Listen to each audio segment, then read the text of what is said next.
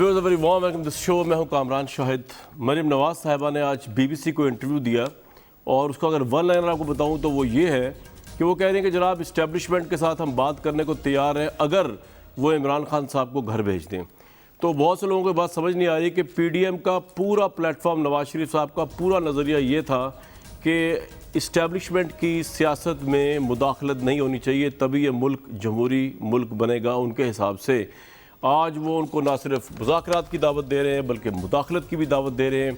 इसका दूसरा पहलू और भी है और वो ये भी हो सकता है कि क्योंकि नून लीग को या पीडीएम को या नून लीग के अलावा दूसरी पार्टीज़ को ये पता है कि इस मुल्क के अंदर जो है वो सबसे बाअसर लोग जिनसे बात की जा सकती है वो इस्टेब्लिशमेंट है, तो इमरान खान साहब से बात करने की ज़रूरत नहीं है, उनसे बात की जाए और शायद अर्ली इलेक्शन के लिए राह हमवार की जाए। लेकिन मकसद क्या था, इस पर कंट्रोवर्सी है अब शुरू हो चुकी है। उन्होंने ये भी कहा मरीम नवाज साहिबा ने कि इस्टेब्लिशमेंट के हम मेरे करीबी रुफ़का से बड़े रब्ता हुआ है। इस पर भी सवाल उठ गया कि नवाज शरीफ साहब ने कहा था रब्ता नहीं होगा, तो ये रब्ता उनको बता के हुआ है और हो सकता है इस्टेब्लिशमेंट की तरफ से कोई तरदीद अभी तक तो आई नहीं, आ भी सकती है कि ये रब्ता हुआ भी है या नहीं हुआ। लेकिन अगर रब्ता हुआ है और मरीम नवाज साहिबा जिस कॉन्फिडेंस में सारी गुफ्तगू कर रही हैं तो फिर इमरान खान साहब की गवर्नमेंट के लिए कोई अच्छी खबर नहीं है कि अगर डायलॉग हो जाए पीडीएम का या नून लीग का इस्टेब्लिशमेंट के साथ, तो बहुत से लोगों के नज़दीक इमरान खान साहब की 2.5 साल परफॉर्मेंस जो है वो बहुत ज़्यादा काबिल गिरफ्त है और उनको बहुत ज़्यादा जो सपोर्ट मिली वो इस्टेब्लिशमेंट की तरफ से या इदारों की तरफ से मिली और इसी वजह से अभी तक वो बदरजा उत्तम खड़े हुए हैं।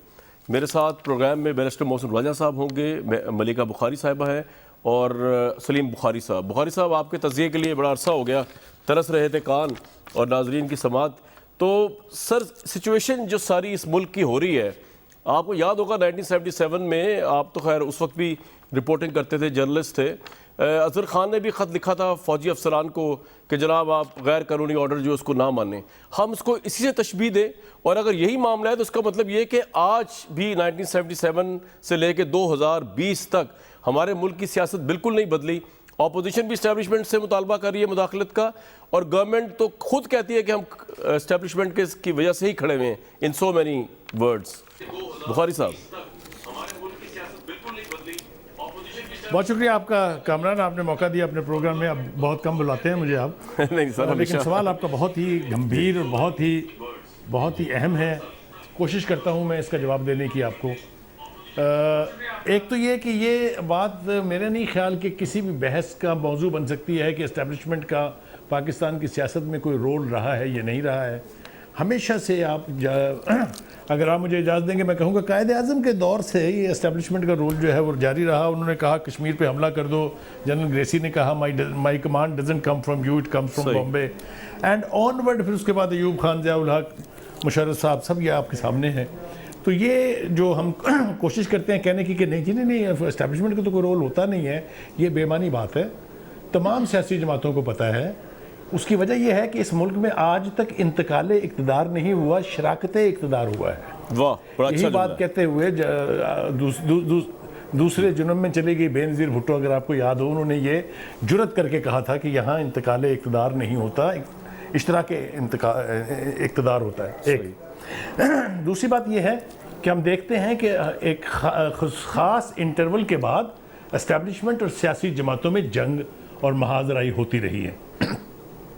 कभी इस्टेब्लिशमेंट ने यह कहा कि ये सिक्योरिटी रिस्क बन गए, ये भी आपके सामने है। कभी किसी ने कहा कि ये नाअहल हैं, कभी अदालतों के ज़रिए किया इसको, कभी मतलब डंडे के ज़ोर पे किया। ये सब कुछ हमारे यहाँ चलता रहा है। जो पीटीआई की हुकूमत है, इसके आने से भी पहले से लेके और अब तक ये तासुर आम था कि इस्टेब्लिशमेंट जिसका मतलब एक ही होता है।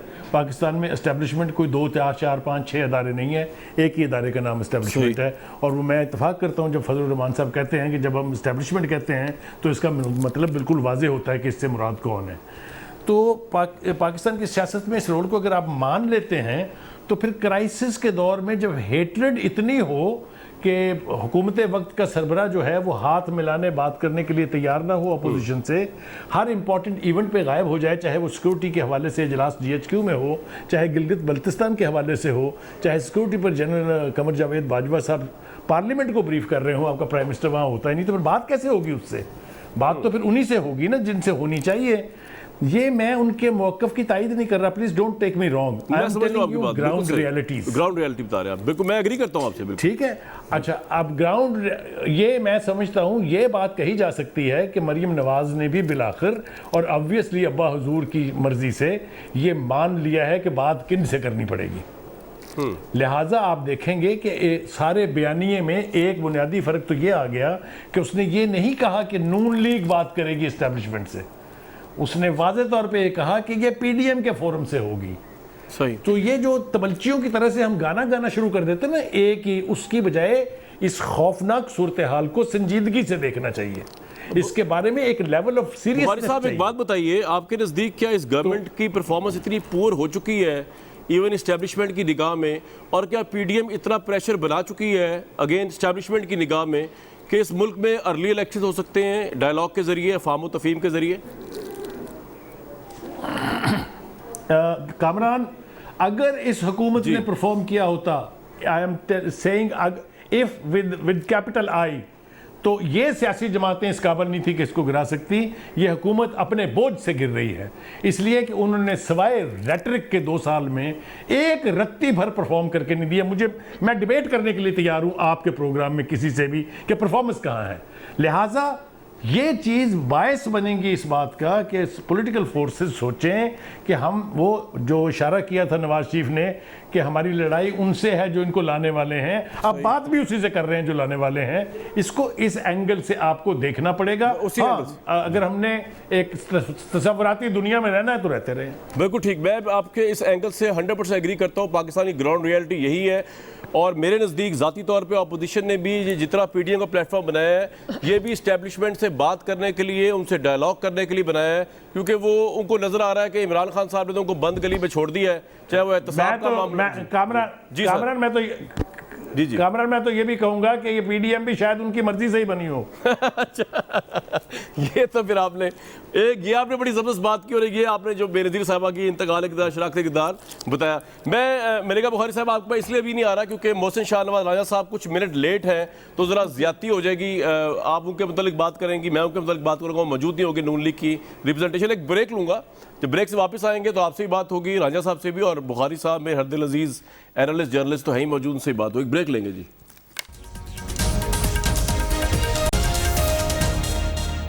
जी बहुत बहुत वेलकम बैक व्यूअर्स। मोहसिन राजा साहब फ़ोन पे हमारे साथ मौजूद है, थोड़ी देर में वीडियो पे भी आ जाएंगे।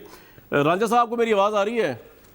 बिल्कुल आ रही जनाब। राजा साहब ये क्या से क्या हो गया? आप तो कह रहे थे इस्टेब्लिशमेंट का रोल नहीं होना चाहिए, नवाज शरीफ साहब कह रहे थे खून की लकीर खींच दी है मैंने, इसके बाद जो है आ गए मरीम नवाज साहिबा कह रही है इस्टेब्लिशमेंट के साथ हम बात करने को तैयार हैं, इमरान खान को फारिग कर दें। आप मुदाखलत की दावत दे रहे हैं फौज को, विच इज़ गैर जमहूरी, गैर दस्तूरी। नहीं, उन्होंने कहाँ ऐसी बात की है कामरान साहब? उन्होंने तो कहा आइन के मुताबिक जो होगा तरीकाकार होगा, कॉन्स्टिट्यूशन में। यार आइन के मुताबिक आप एस्टेब्लिशमेंट किस तरह आर्मी प्राइम मिनिस्टर को फारिग कर सकती है? मेरी और बुखारी साहब की रहनुमाई करें। प्राइम मिनिस्टर को तो हम खुद घर भेजेंगे ना, एस्टेब्लिशमेंट ने तो प्राइम मिनिस्टर को घर नहीं भेजना ना जी। वो तो हम उसकी, उन्होंने ये भी कहा है कि ऑप्शन, डिफरेंट ऑप्शन उन्होंने डिस्कस किए हैं। उन्होंने नेशनल असेंबली की बात की है, उन्होंने अगले इलेक्शंस की बात की है, उन्होंने हुकूमत को घर भेजने की बात की है। तो ये प्रेशर बिल्डअप पीडीएम में से, देखें हर लड़ाई की सुलह होती है, चाहे आप 100,000 की फौजें मैदान में उतार दें, हजारों सिपाही जो है वो शहीद हो जाएं, तो उसके बाद आखिर सुलह ही होती है, एक मुआहदा। सर पहले तो ये बताएं, आपकी लड़ाई किस बात पे शुरू हुई और सुलह क्यों हो रही है? लड़ाई किस बात पे शुरू हुई, एस्टेब्लिशमेंट सुलह क्यों हो रही है?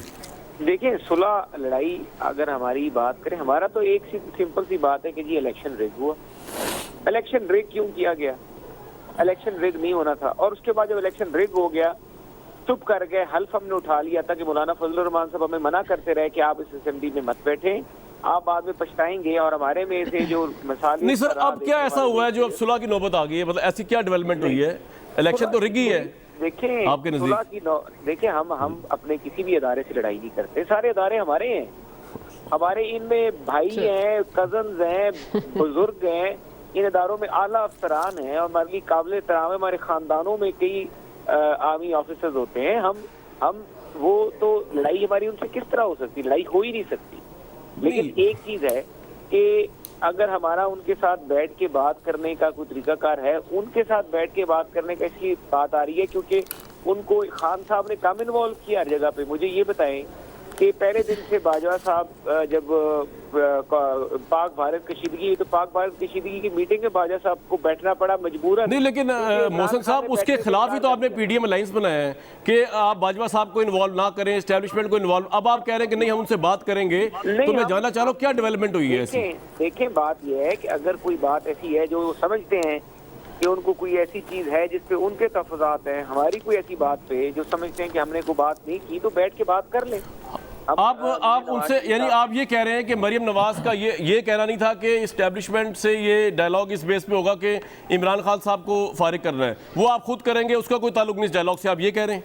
नहीं, उसका बिल्कुल कतई तौर पर उसका कोई ताल्लुक ही नहीं है। लेकिन वैसे आप जी, लेकिन मैं आपको पढ़ के सुना दूं राजा साहब, मैं आपको पढ़ के सुना दूं। मैं इदारे की मुखालिफ नहीं हूं, मगर समझती हूं कि अगर हमने आगे बढ़ना है यानी डायलॉग करना है तो इस हुकूमत को घर जाना होगा। इसका मतलब क्या लिया जाए? देखिए, मैं आपको वही कह रहा हूँ ना कि हुकूमत को घर जाना होगा, तो हुकूमत को तो हम खुद भेजेंगे ना। तो वो तो अगर कोई ये सोच रहा है किसी भी जगह पे बैठा हुआ कि इमरान खान जो है उसको उसके बीच में रहते हुए हमारे कुछ चीजें ठीक हो सकती हैं, तो वो नहीं हो सकती, और ये उनको भी पता है। ये राइट, उनको चल गया पता। चलें जी, फिर मलिका साहबा आज आप बड़ी हंस रही हैं, इतना ज्यादा कॉम्प्रोमाइज। सर आप जल्दी से वीडियो पे आ जाएं जरा, आपकी आवाज से मामला हल नहीं हो रहा, जितनी कंफ्यूजन आपने मजीद फैला दी है। सामने आ जाए जल्दी आ जाए, आप दीदार करें। मलिका साहब आज तो हंसने का मुकाम नहीं है, अगर नून लीग के पर्सपेक्टिव देखा जाए, आज तो मुकाम ये है कि वो आप लोगों की डोली जो है हुकूमत की रुखसत करने पे उनको लग रहा है कि वो डेवलपमेंट हो चुकी है, आप जाने वाले हैं। आप तो आज ऐसे खुश हो रही हैं जैसे कि आप बहुत ही खुश हैं हुकूमत के जाने से। जाती हुई नजर आ रही है हुकूमत आज तो नून लीग को। नहीं, देखिए कामरान, हम आपका एहतराम करते हैं लेकिन हमेशा आपके तज्ज़िये से एग्री नहीं करते, हमेशा आपकी बात जो है उससे एग्री नहीं करते। इसी तरह हम इसलिए हंस रहे हैं और इसलिए आपके प्रोग्राम पे सारी बातें सुन के और इनका जो कॉल और फेल है उसमें तजाद देख के मैं तो काफ़ी इंजॉय कर रही हूँ कि देखिए कहाँ पर मरियम नवाज शरीफ वोट को इज़्ज़त दो का बयानिया चला रही थी, कहाँ पर मरियम नवाज शरीफ कहती थी कि हम आइन और कानून की बालादस्ती को आगे बढ़ाना चाहते हैं, लेकिन इनके इस बयान से, इनके इस इंटरव्यू से पाकिस्तान की पूरी आवाम के सामने पहले तो वोट को इज़्ज़त दो का जो नारा है वो दफन हो गया, उसके बाद जो उन्होंने जमहूरियत का लिबादा उड़ा हुआ था वो भी ख़त्म हो गया और दुनिया ने देख लिया है कि इनकी सारी सियासत इखलाकियात नहीं ज़ातियात पर मबनी है। देखिए मरियम नवाज शरीफ जो है वो एक मुजरिम है। पाकिस्तान की आला अदालत और पाकिस्तान की नैब की अदालत के मुताबिक मरियम नवाज शरीफ ने जाल सेजी कर कर कैलिब्री फ़ॉन्ट यूज़ कर कर पाकिस्तान की अदालत जो है उसके सामने जाली दस्तावेज़ात पेश किए थे, तो वो एक मुजरिम है और एक मुजरिम बारहा पाकिस्तान की आवाम को आइन और कानून की बालादस्ती की पॉपुलर तो बहुत है वो नून लीग के बारे में बताई थी, लेकिन हमने देखा है जलते तो नहीं उनकी पॉपुलैरिटी से। देखिए पॉपुलर जी देखिए कामरान, बात यह है, मैं अपने इशू पे वापस आऊंगी। बात यह है कि हम ये कह रहे हैं कि एक खातून है जो जालसाजी कर चुकी हैं, जो मुजरिम है, और आज कह रही हैं कि पाकिस्तान की जो इस्टेब्लिशमेंट है, जो पाकिस्तान की जो फौज है उसको दावत दे रही है, उसको मदऊ कर रही है कि आइन शिकनी कीजिए, आप आइए एक गैर जमहूरी इकदाम उठाइए, आइए पाकिस्तान के मुंतखब वज़ीर आज़म को उनके ओहदे से गैर आइनी तौर के ऊपर हटाइए। जहाँ तक मैं जानती हूँ कानून को मुंतखब किसी भी हुकूमत को हटाने के दो तरीके हैं आइन में, या तो असेंबलियाँ तहलील हों या वज़ीर आज़म के ख़िलाफ़ नो कॉन्फिडेंस का मोशन पास हो। ये जो तीसरा रास्ता मरियम नवाज शरीफ इख्तियार करवाना चाह रही हैं वो तो गैर आइनी है, तो वोट को इज्जत दो का मैं ये आपसे पूछ रहा हूँ, ये जो वो करवाना चाह रही है आप उससे घबरा तो नहीं गए? देखिए कामरान, हम तो पहले से जानते थे कि मरियम नवाज शरीफ की सियासत का महवर इक़्तिदार है, तो अब तो खुल के सामने आ गया है जो झूठ वो बोल रही थी, बुखारी साहब सर हिला रहे हैं बार-बार, और ठीक है आप कह रही हैं वो ठीक है। बुखारी साहब आप सर हिला रहे हैं, बताइए क्या कहना चाह रहे हैं? Point, just one last point, एक पॉइंट बोलने दें, क्योंकि उनके बयानिए में, बुखारी साहब एक मिनट सर जी, उनके बयानिए में और उनके जो एक्शंस हैं, उनका जो कॉल और फेल है उसमें तजाद है। वो बारहा कह रही थी, कहाँ तो कह रही थी कि हम फौज को सियासत में शामिल नहीं होना चाहिए, हमारा हदफ वो इदारे हैं जो इनको लेकर आए, उन्हीं इदारों से मुज़ाकरात करने। मैं आपको बात बताऊं, इस मुल्क में कौन सा ऐसा लीडर से कॉल और फेल में तजाद नहीं है? मुझे आप नाम लेके बता दें कि जिनके कॉल और फेल में तजाद नहीं है।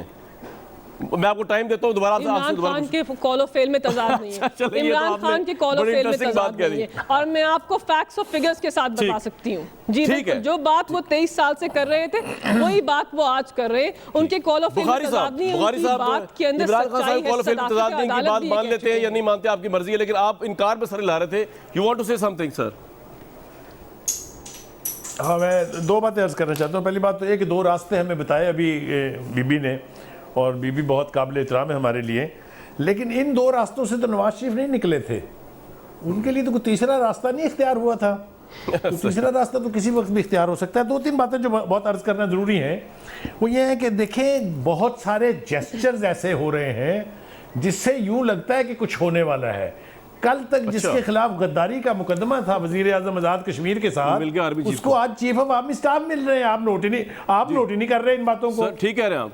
कराची का वाकया जिसको पूरे पीटीआई की क्यादत ने और इमरान खान साहब ने कॉमेडी से शुरू किया और ड्रामाबाजी और पता नहीं क्या क्या कहा, उस पर दो सीनियर ऑफिसर फारग कर रहे हैं चीफ ऑफ आर्मी स्टाफ। इनको समझ नहीं आ रही है। मुझे तो बड़ी अजीब बात लगती है ये।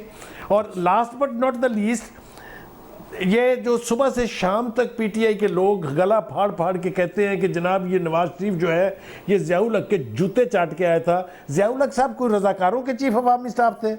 फिर कहते हैं जनरल जिलानी का सरिया लगा रहे थे। जनरल जिलानी जो है वो कोई पुलिस का एएसआई था। खुद तो फौज को खींच खींच के ला रहे हैं बीच में और तजलील कर रहे हैं। मैं खुदा को हाजिर नाजिर जान के एज ए पाकिस्तानी कह रहा हूं कि फौज की जो तजहीक पीटीआई के हाथों हुई है इतनी पाकिस्तान की पूरी तारीख में नहीं हुई।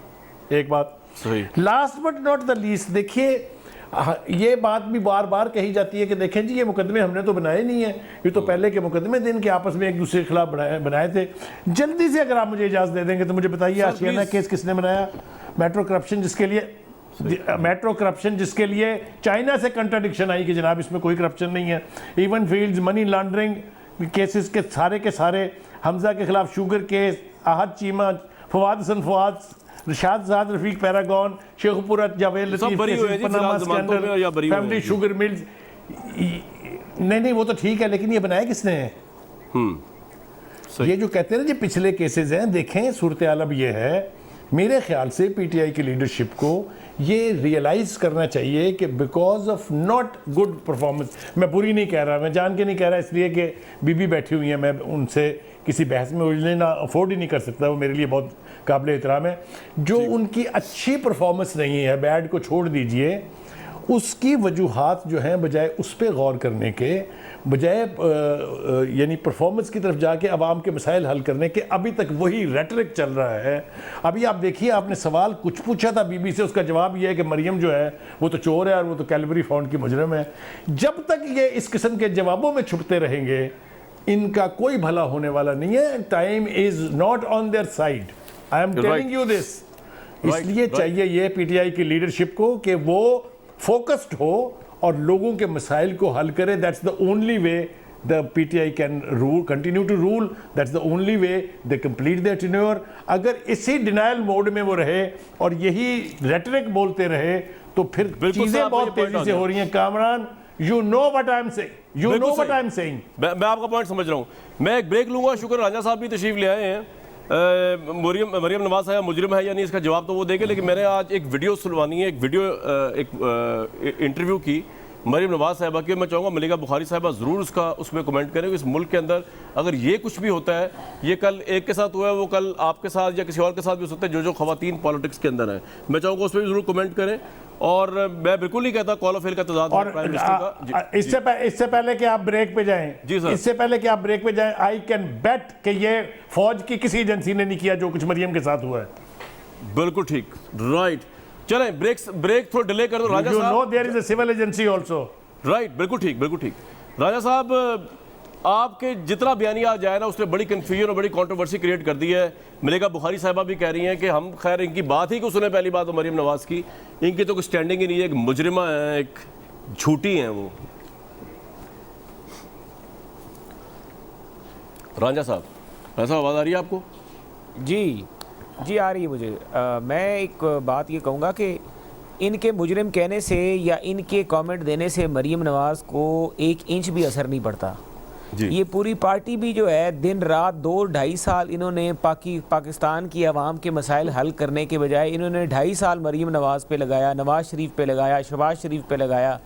मुझे ये बताएं कि जलसों में तो उतने के उतने लोग, बल्कि तादाद बढ़ती जा रही है हमारे जलसों में, आवाम और ज़्यादा आ रही है। इसका मतलब है कि जो ये झूठ बोलते हैं मरीम नवाज़ के हवाले से, वो झूठ है।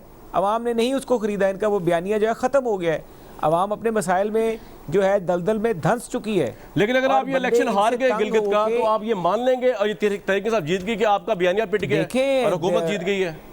हम तो कह रहे हैं कि हम तो अभी से कह रहे हैं कि गिलगित के इलेक्शन में धांधली हुई है, हमारे बंदे तोड़े गए हैं, हमारे बंदे जिस तरह टूटे हैं हमें पता है।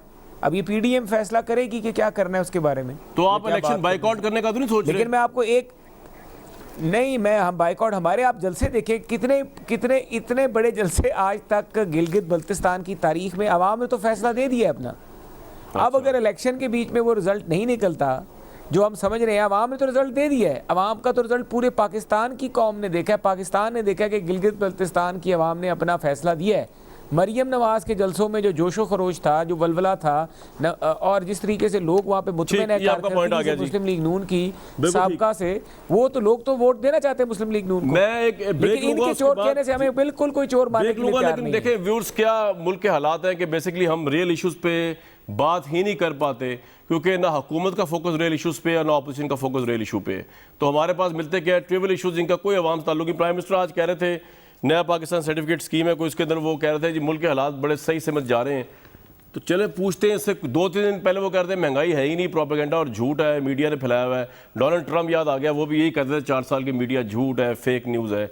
उसके बाद उनको खैर बदतरीन शिकस्त हुई है। एक ब्रेक लूँगा।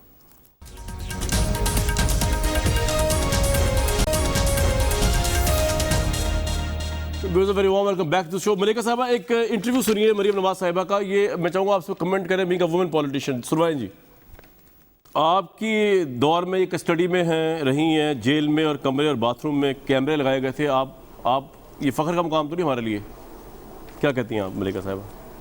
ये देखिए कामरान, पहली बात तो ये कि सबकी माएँ बहनें बेटियां काबिल एहतराम हैं। अगर मरीम नवाज़ शरीफ के साथ ये हुआ है तो फिर हम इसकी मजम्मत करते हैं, लेकिन हम इनकी किस बात के ऊपर यकीन करें, बिकॉज इनका माजी के जो हक़ाइक़ हैं वो हमने आपके सामने पेश कर दिए। लेकिन मरीम नवाज़ शरीफ बड़ी कन्वीनियंटली औरत कार्ड यूज़ करती हैं और मैं इनके इस बयानिए की, इनके इस फेल की मजम्मत करती हूँ। मरीम नवाज़ शरीफ का औरत कार्ड तब कहाँ जाता है जब जरताज गुल की तस्दील होती है, क्या वो औरत नहीं होती? जब इनकी पार्टी के रहनुमा कंवल शौजब की तस्लील करते हैं नेशनल टेलीविजन के ऊपर, तब इनका ये औरत कार्ड कहाँ जाता है? जब शीरी मजारी को पार्लियामान के अंदर बेइज्जत किया जाता है, तब इनका ये औरत कार्ड। लेकिन ये तो टू मच है ना कि आप कैमरे लगा के खातून पॉलिटिशियन को जो है नहीं, ये टू मच नहीं है कामरान, मेरी बात सुनिए। ये वो तकाजे अपने लिए मांगती हैं, इनका ये औरत कार्ड और इनका ये दोहरा रवैया, इसकी हम मजम्मत करते हैं। अपने लिए वो तकाजे मांगती हैं जो पाकिस्तान की दूसरी खवातीन को नहीं देना चाहती। जब आपके वालिद ने कहा था कि ये बहनें धरने पे क्या करने आती हैं, मतलब कि इन बहनों का जो किरदार है वो ख़राब है, तब आपका औरत कार्ड कहाँ थे? खुदारा पाकिस्तान की आवाम को गुमराह ना कीजिए। अगर आपके साथ ये हुआ है तो हम इसकी मजम्मत करते हैं और इसकी इंक्वायरी होनी चाहिए और मरीम नवाज़ को इंसाफ मिलना चाहिए। लेकिन मरीम नवाज़ की पार्टी के मेंबरान पार्लियामेंट सारे मर्द, इनकी टॉप लीडरशिप खवातीन की तस्दील करती है और मरीम नवाज शरीफ खामोश रहती हैं, तो ये उनके जुर्म के अंदर शरीक है और ये आप औरत कार्ड यूज़ कर पाकिस्तान की आवाम को गुमराह नहीं कर सकती हैं। राइट राजा साहब, ये सारा औरत कार्ड है जो जलसे वगैरह भी हो रहे हैं और जो आपने मरीम नवाज साहबा को आप आगे लेके आए हैं नवाज शरीफ साहब के बाहर जाने के बाद। कामरान साहब, एक तो बड़ी अच्छी बात है मैं मलिका ने की है और मैं खुश हुआ हूँ कि ये भी एक औरत है, ख़ातून है, मेरे लिए बड़ी काबिल एहतराम है, मेरी कोलीग है और इन्होंने एक अच्छी बात की है कि औरतों के हवाले से इन्होंने जो स्टांस लिया है, मैं इनको बड़ा अप्रीशिएट करता हूँ कि बिल्कुल अगर ये हुआ है। और मरीम नवाज़ साहिबा ने जो गुफ्तगू की है और अगर ये गुफ्तगू दुरुस्त है तो ये जिन्होंने किया वो नाकाबिल माफ़ी हैं, वो नाकाबिल माफ़ी हैं और उनके साथ बहुत सख्ती से हमें पेश आना चाहिए। और मैंने ये बात आज सुनी है, अभी आपके शो में ये सुनी है, मैंने ये क्लिप पहले नहीं सुना। मुझे इंतहाई अफसोस हुआ है, इंतहाई दुख हुआ और तकलीफ़ हुई है कि मरीम नवाज़ ने ये बात हमसे आज तक नहीं की। और अगर ये किया जा रहा था जेल में और ये हो रहा था, शहबाज साहब का तो कैमरे का उन्होंने ख़ुद भी जिक्र किया, लेकिन ये मेरे लिए या मेरे पार्टी के कारकुनों के लिए, हमारे लोगों के लिए इंतहाई तकलीफ दे ये अमल है। ठीक है, अच्छा अब अगला सवाल, इसके बाद ये जो एक और बड़ा इंपॉर्टेंट सवाल जी, उसको आप रिस्पॉन्ड कर दीजिएगा, लेकिन बेसिकली अब ये जो सब कुछ हुआ, आज इन्होंने इंटरव्यू दिया, अपनी सोच का इजहार किया, अब पाकिस्तानी क्या समझे, मतलब हम कहाँ पे खड़े हुए हैं? अब इस्टेब्लिशमेंट, आप डायलॉग हो रहे हैं, डायलॉग के बाद जो है डायलॉग इस शर्त पे हो रहा है कि इमरान खान साहब चले जाएंगे, उनको रुखसत कर दिया जाएगा, इलेक्शन किस तरह क्लियर तो करें। मुझे फ़ोन पे भी आपकी बात समझ नहीं आ सकी कि आप कहना क्या चाह रही है नून लीग इस वक्त, राजा साहब? कामरान साहब, एक बात बड़ी क्लियर है कि मुस्लिम लीग नून जो भी बात करेगी अवामी तरीके से करेगी, आइनी तरीके से करेगी, और अवाम के आगे हकायक रखे जाएंगे, मीडिया के आगे हकायक रखे जाएंगे, जो भी बात होगी, और उसको जो तरीक़ाकार इख्तियार किया जाएगा वो आइनी तरीक़ाकार होगा। देखिए, मैं आपको बता दूं कि हमें हर जगह पे ये नज़र आया कि इनको रेस्क्यू किया जाता रहा, हर जगह पे, चाहे वो पाक भारत कशीदगी से लेके फैटफ की कानून साजी तक हमें पता लगता रहा है, और हम देखते रहे हैं कि इनको बड़ा सपोर्ट किया गया, इनको बड़ा किया गया और समझाया भी जाता रहा। साथ साथ कई लोग ऐसे थे जिन्होंने इनकी जमात में रहते हुए ये हालात इस नौबत तक पहुंचाए हैं और जलती पे तेल फेंका है। कई लोग ऐसे हैं इनकी जमात में जिन्होंने इस्टेब्लिशमेंट के लिए बहुत बड़ी बड़ी मुश्किलात पैदा कर दी हैं, और ये जब बात जिस नौबत तक आई है, तो इसलिए अब जो भी बात होगी हम बड़े क्लियर हैं, आइनी तरीके से बात करेंगे, असेंबली के बीच में रहते हुए बात करेंगे, चाहे ट्रूथ एंड रिकन्सिलिएशन कमीशन की शक्ल में करें, चाहे किसी ऐसे आर्बिट्रेटर को, इम्पार्शल आर्बिट्रेटर को बीच में ले आया जाए, हम अपनी चीज़ें रखेंगे। हम नहीं चाहते, ये हमारे अदारे हैं, हमारे लिए बड़े काबिल एहतराम है कि हम इनके बारे में कोई बात, ये आपका पॉइंट आ गया जी, जिससे इस अदारे में उन तमाम पॉइंट आ गया आपका। बुखारी साहब, आप दिसंबर जनवरी में पाकिस्तान का क्या सियासी जमहूरी मंजरनामा देख रहे हैं? इस्टेब्लिशमेंट क्या सोच रही होगी? एक तरफ इमरान खान साहब की परफॉर्मेंस है, दूसरी तरफ इनका पीडीएम का एक प्रेशर है, वो धरने तक भी जाने का सोच रहे हैं। आपको नज़र क्या आ रहा है दिसंबर जनवरी में? सब कुछ इस तरह चलता रहेगा, ये सब कुछ वैसे ही है, या चेंजेस भी आ सकती हैं पाकिस्तान की सियासत में? देखिए, दिसंबर में क्या होने जा रहा है, ये तो पीडीएम का मौक़िफ़ है। ये तो अगर आप उनकी किसी पार्टी रहनुमा या तर्जुमान से पूछें तो ज़्यादा बेहतर जवाब मिलेगा। मैं हालात की रोशनी में आपके साथ पास वापस आता हूँ, लेकिन ये चूँकि ये मरीम के इंटरव्यू का आपने तज़किरा किया, इसके ऊपर 2-4 अर्ज़-गुज़ाश्त मैं करना चाहता हूँ। वो ये कि बीबी ने कहा, मलाइका ने, कि इनको याद रखना चाहिए इन्होंने शीरी मज़ारी के बारे में क्या कहा था, इन्होंने शाहज़िब के बारे में क्या कहा था। बिल्कुल ठीक है, लेकिन बीबी को भी याद रखना चाहिए कि इनकी पीटीआई ने, इनके सोशल मीडिया विंग ने मरीम के लिए कतरी शहजादों के हवाले से जो तस्वीरें, कार्टून और जो कुछ कहा है वो कोई ज़्यादा पुरानी बात नहीं है। फिर मरीम की वालदा जो है कलसूम नवाज की बीमारी के हवाले से जो कुछ हम सुनते थे, कता कलामी माफ नहीं, आप कता कलामी माफ, लेकिन अगर पाकिस्तान के इंसाफ के किसी भी वर्कर ने काम किया है तो एक तो उनको कैफरे किरदार तक पहुंचाना चाहिए, उनकी भरपूर मजम्मत करते हैं। जी बुखारी साहब कंटिन्यू करें। मैं अपनी बात पूरी कर, मैंने इसका तो मैंने हवाला इस्तेमाल किया है। मैं ये कह रहा हूँ कि ये बिद्दत जो है बहुत देर से आई है कि औरतों की इज्जत और एहतराम करने के लिए अभी हमें सीखना है बहुत कुछ। हम अपनी माँ के लिए आसमान से सितारे तोड़ लाते हैं, बहन के लिए गैरत में कत्ल कर देते हैं, बेटियाँ हमारी जो हैं वो हमारी जान की निशानियाँ हैं, बीवियाँ हमारी सबसे ज़्यादा शरीफ है, लेकिन हमने मुआशरे में अभी तक औरत की इज्जत करना सीखा ही नहीं है, और इसमें सारे गिल्टी हैं। ये मत कहिए कि पीटीआई जो है वो बहुत ज़्यादा पाकिस्तान में, इस हवाले से जो कुछ हमने सुना हुआ है टीवी प्रोग्राम और टॉक शोज में बैठ के, ये आपके जो फॉरेन हायर्ड जो तर्जमान है इनकी कभी ज़बान सुना कीजिए आप खुद भी, आपको खुद मैं दावे से कह सकता हूं आपको। इसलिए ये बिद्दत जो है ये ख़त्म हो, इसको हम सबको मिल के मजम्मत करनी चाहिए कि औरत की इस्लाम में जो इज्जत और एहतराम है उसकी तरफ आए। खुदा के वास्ते सर थोड़ा सियासी मंजरनामे पे 30 सेकंड माओ बहनों की तजलील न करें। अब आ गया 30 सेकंड में मैं जनाब। देखिए, मैं फिर आपसे ये कह रहा हूं कि अगर पीटीआई रेटरिक से नहीं निकलती, अगर पीडीएम इसी तरीके से जलसे करती रहती है, मैं कन्विक्शन से कह रहा हूं कि जिसको हम एस्टेब्लिशमेंट कहते हैं वो कभी किसी की सगी नहीं होती है, उसने सिर्फ ग्राउंड रियलिटीज़ देखनी होती हैं। ग्राउंड रियलिटीज़ में अगर अवाम के मफाद की खातिर कोई तब्दीली ना आई, उनके मसाइल हल ना हुए, तो दिसंबर में तो माइंड किसी का भी चल सकता है। बहुत शुक्रिया बुखारी साहब, बहुत शुक्रिया रहे साहब, बहुत शुक्रिया मलिका बुखारी साहब। व्यूअर्स, एक और बड़ा अहम इशू आपके सामने उठा रहा हूँ, और पाकिस्तान में जो है हम बड़ी वबाई अमराज की बात करते हैं, लेकिन एक बहुत बड़ा इशू जिसको हम नॉर्मल लेते हैं, खुला दूध जो हम पी रहे हैं इस वक्त और जो दुनिया जहान में इस वक्त एबेंडन हो चुका है वो एक पॉइजन है। और इसके लिए मैंने डॉक्टर मोहम्मद नासिर साहब को बुलाया, member regulatory committee Pakistan dairy association. इनसे जानने की कोशिश करते हैं कि पाकिस्तान जो है वो इन तमाम मामलों में इतना पीछे क्यों है और ये पॉइजनस मिल्क जो है हम अपने बच्चों तक को जो पिला रहे हैं इसके ऊपर गवर्नमेंट कोई कुछ क्यों नहीं कर रही। डॉक्टर साहब बताइएगा ज़रा, पाकिस्तान में खुले दूध के मुकाबले में ऑब्वियसली पैकेज दूध नहीं है इस तरह, तो इसकी अहमियत क्या है और उसकी अहमियत आपकी नज़र में क्या है? सर इम्पॉर्टेंट तो बहुत ज़्यादा है। उसकी वजह यह है कि दुनिया के अंदर तो ये फार्मर डेयरी सप्लाई चेन जो है मिशिगन के अंदर जो है 1947 में आ गई थी और शिकागो के अंदर 1908 के अंदर जो है वो खुला दूध बैन हो गया था और ये सप्लाई चेन जो फार्मल सप्लाई चेन है, पैकेज सप्लाई चेन है, ये शुरू हो गई थी। तो हम तो बहुत दुनिया से पीछे हैं और ये इंपॉर्टेंट इसलिए भी है, इसमें फूड सिक्योरिटी का इशू है, इसमें फूड सेफ्टी का इशू है, इसमें हेल्थ का इशू है, इसमें न्यूट्रिशन का इशू है और इसमें फार्मर्स का इशू है।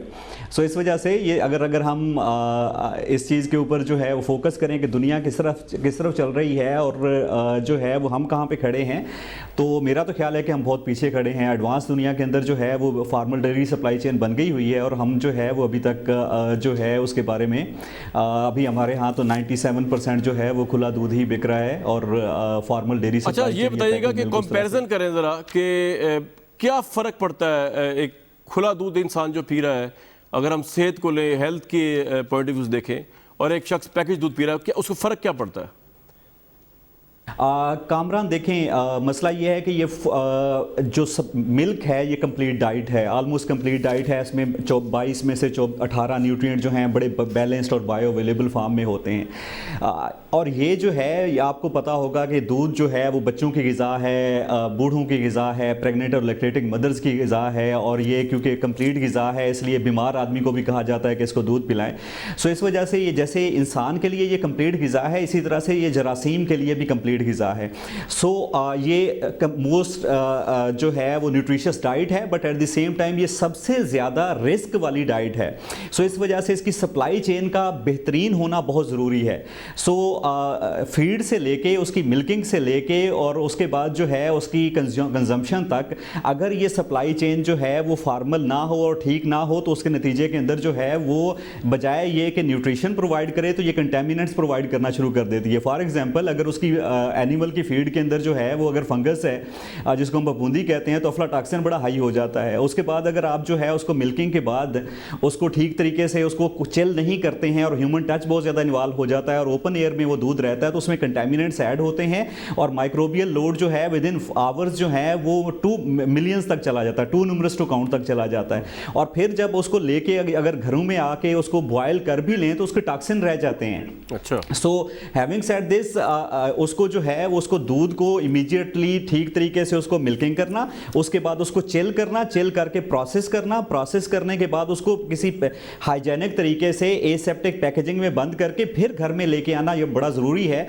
अदरवाइज होता क्या है कि जो है वो एनिमल, क्योंकि डिजीज़ भी होती हैं, ब्रोसिलोसिस का पाकिस्तान में बहुत इशू है, ट्यूबरकुलोसिस का बहुत इशू है और मिल्क के अंदर तकरीबन किसी भी जरासीम का नाम लें वो मिल्क के अंदर हो सकता है, चाहे वो यर्सीनिया हो, जो है साल्मोनेला हो, इकोलाई हो, फिकल इकोलाई हो। सो इस वजह से इस दूध को खुले हालत में घर में लाने का मतलब ये है कि वो माइक्रो ऑर्गेनिज्म आप घर में ला रहे हैं। और अगर आप इस अंदाज़ा करें कि अभी जो कोविड की वजह से लोगों में बड़ी अवेयरनेस आ गई है कि किस तरीके से हम जो है क्रॉस कंटेमिनेशन से बचते हैं, तो same is the case with milk. तो आप दूध को जो है वो पहले ठंडा करते हैं, उसको प्रोसेस करते हैं, उसको पैकेज करते हैं, उसको टेस्ट करते हैं, वेरीफाई करते हैं ईच एंड एवरी बैच को कि ये सेफ है और एज पर कंजम्पशन अगर होगा, एज पर इंटरनेट कंजम्पशन उसका जो है वो न्यूट्रिशियस होगा और उसमें कंटेमिनेट्स नहीं होंगे, तो उसके बाद फिर कंजम्पशन के लिए जाते हैं। कामरान, हम 60 बिलियन लीटर दूध प्रोड्यूस करते हैं और उसमें सिर्फ जो है वो 2% फार्मल सेक्टर से आता है जो कि वेरीफाइड है, टेस्टेड है और एज पर रिक्वायरमेंट ग्लोबल जो बेस्ट प्रैक्टिसेस हैं उसके मुताबिक है।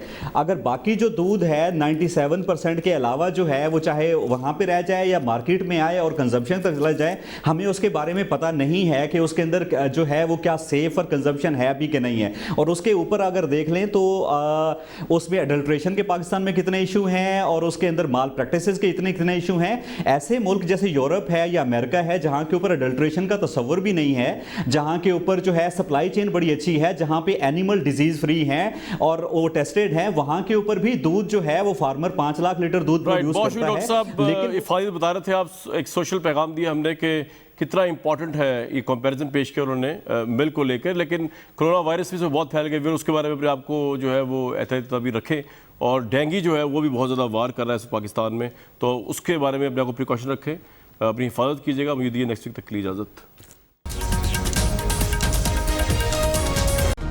Hi, it's Sayyeda Shanaz here. Thank you for watching Dunia News. For more videos and updates, don't forget to click the subscribe button. Keep watching Dunia News.